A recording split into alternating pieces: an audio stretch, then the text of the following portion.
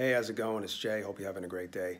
This video is a follow-up to a screen capture video I made the other day about a couple of deals I found on Craigslist, or a couple of potential deals I found on Craigslist.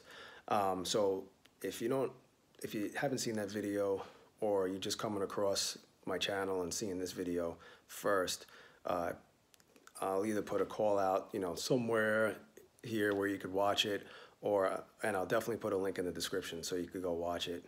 I would actually watch that first, or whatever you want to do. I don't really care. But it was basically saying, hey, I found these deals. This is what they are. This is what they could potentially go for if I were to pick it up. And I was happy with the price I got. And then now I'm following up. So I heard back from everyone, because I reached out to them since then. I heard back from all three people who were selling stuff.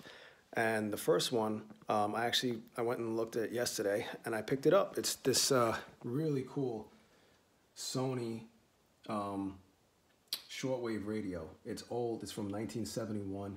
It's obviously not in the best shape. This is missing. I think there's some piece that used to be on here. This looks like dried up glue. Probably fell off 20 years ago for all I know. But it's not. There's no crazy dents or anything. I did test it.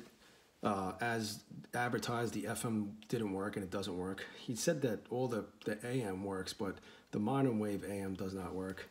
And then the other four, I was able to. I was playing around with it last night. This antenna comes all the way out. I'm not going to lift it up now, but it does come all the way out. And the only other thing I wasn't crazy about, and it wasn't in his pictures, was that there's no cover for the battery. Now, if you're going to use it plugged in somewhere, it doesn't matter, but it would have been nice to have the cover, and maybe that's why he was only asking 15 bucks for it. But either way, with that said, these things are selling for 90 plus on eBay in great shape, or in better shape. So I'm thinking I could get, I don't know, 50 bucks for that. I'm not sure. I'll get more than 15 and I will turn a profit. I think I could at least double my money after shipping and fees. I could at least walk away with 30 to 40 bucks after shipping and fees. Someone will grab it. They might just grab it for parts, and there's definitely some working parts in there. Or you don't know. Like, some people just hoard everything, and they might have the little cover for the battery on the back, and they might have this plastic thing. They might have this little plastic piece. So it'll make me money. I'll let you know how it goes. I will definitely make a video once it's sold. I'm giving you an update on that. And then the second thing that I was able to grab, I actually just grabbed today, about an hour ago. The listing was for basically a PlayStation 2 box of stuff, right? So it had, here it is. It's all these different games. There's 37 games total, right? There's 6 remotes. And then there's the silver edition console. Now, I'm not 100% sure. The guy said it worked. He seemed like a straight shooter.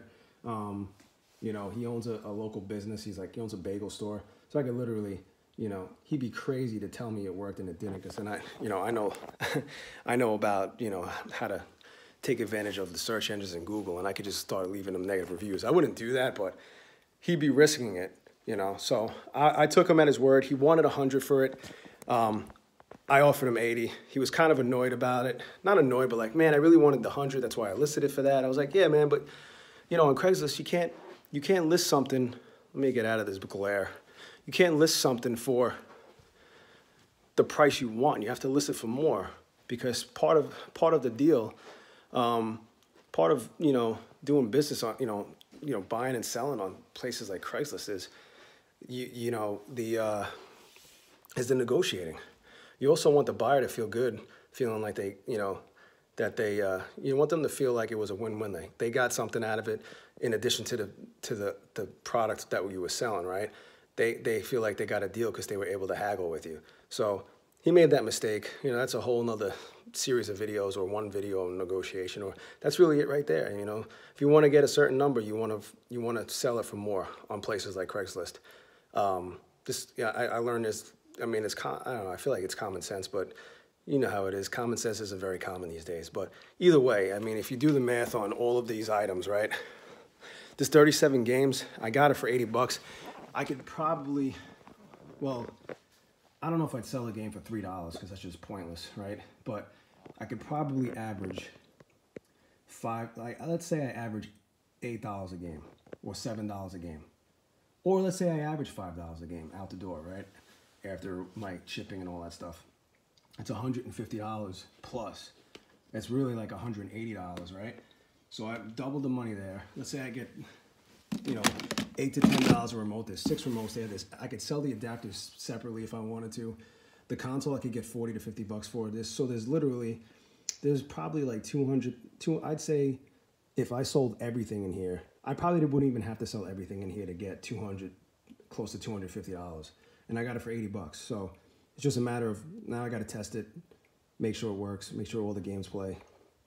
Or I might not even do that with the games, because I'll just look at the discs. If the discs are clean, you know, then we'll see it. But I'll pop them all in. It won't take that long. I'll do it late at night when, you know, my brain is fried from everything else I was doing during the day.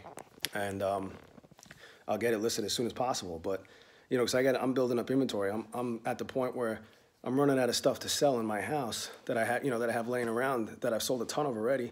So I need to you got to keep listing stuff. So you got to look for stuff like this. And then garage sale season's over, as I mentioned in the other video. So, you know, all there is now is thrift stores, which are cool, but I haven't really, I've been to some, I picked up, I'll show you in another video, I picked up a cool electronic piece that I'm going to flip, but, you know, I'm still learning the game, like with the clothing. There's obviously a ton of clothing that you can buy and sell from thrift stores, and I've seen in other videos, like I was just watching a Rally Roots video where they're picking up clothes from the Salvation Army for $1.50 a pop, you know, and selling on eBay for 25, 30 bucks, and sometimes even more depending on what it is. So, you know, it's, you know, part of the process of learning, and I intend to do that, and I intend to share it with you. So I hope you found this video helpful. There are deals on Craigslist. You just got to look for them.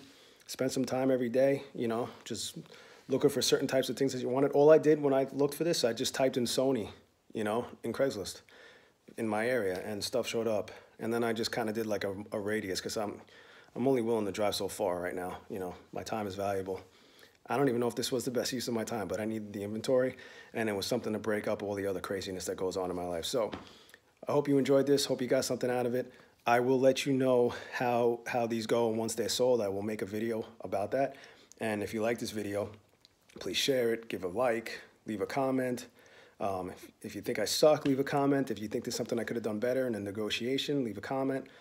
Whatever. That helps this video get more views. And if you want to get more video, you know, want to be notified, of any videos I come out with in the future, subscribe and hit that notification bell. All right, thank you, and have a great day.